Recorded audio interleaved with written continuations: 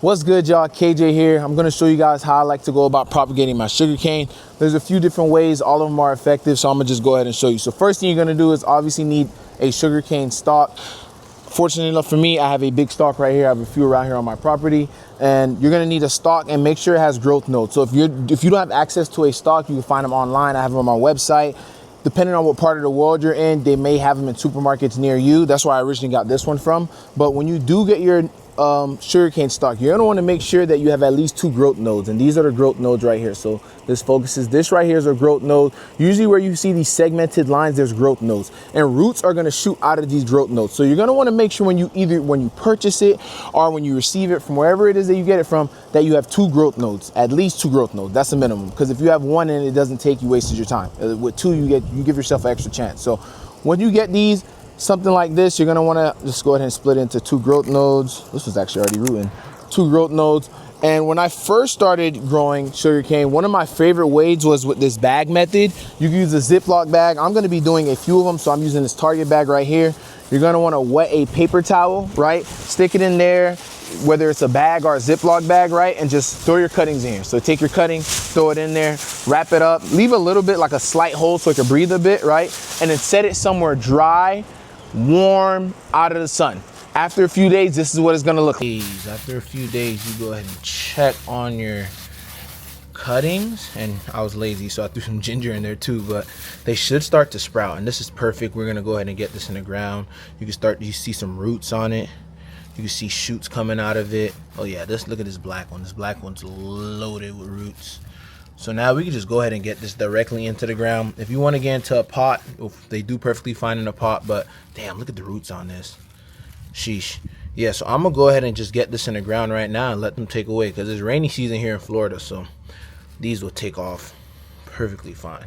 And again, this isn't even necessary. You can directly just get this in the ground, but if you're one of those visual growers who like to see the roots, I used to be like that. I used to love to just propagate and see roots. I used to just set in water. You could do these in water as well.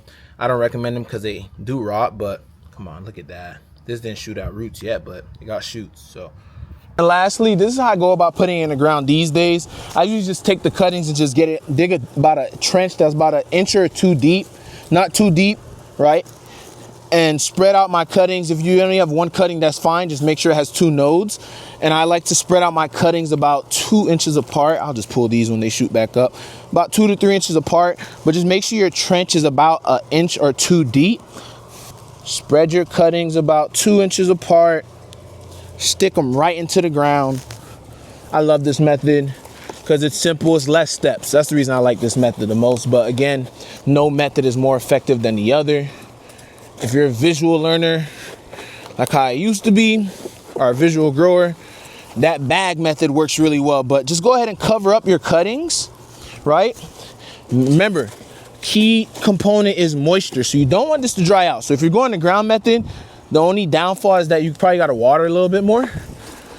Once you got it in the ground, mulch. Once you get it real watered in, what I like to do just to help with the moisture so I don't have to water as much, just throw a light layer of mulch. Not too crazy, because remember, you still want those shoots to pop out, but just throw a light little layer of mulch right on top of where you planted them. And then, like I said, in a few weeks, 1 or 2 weeks, this is what it should look like. And then this is what it's going to look like after it shoots out. As you can see, we have multiple shoots coming out of here. Multiple shoots is coming out of here, which is why I say it's super important that you get cuttings with multiple nodes on them. It just helps out for when they finally get going. There you go. That is how you go about propagating your sugarcane from cuttings. Ooh, this heat is whipping my behind, so it's only right I treat myself to some sugarcane, right? Stuff so good. So good. Stuff so good. Appreciate you guys for tapping into the video. If you want to know about the different benefits and why you should be growing sugarcane in your backyard food forest, go ahead and check out the video we have on our channel. I appreciate y'all for tapping in again. Please don't forget to subscribe, comment any questions, comments, or concerns, and I'll catch you guys on the next one.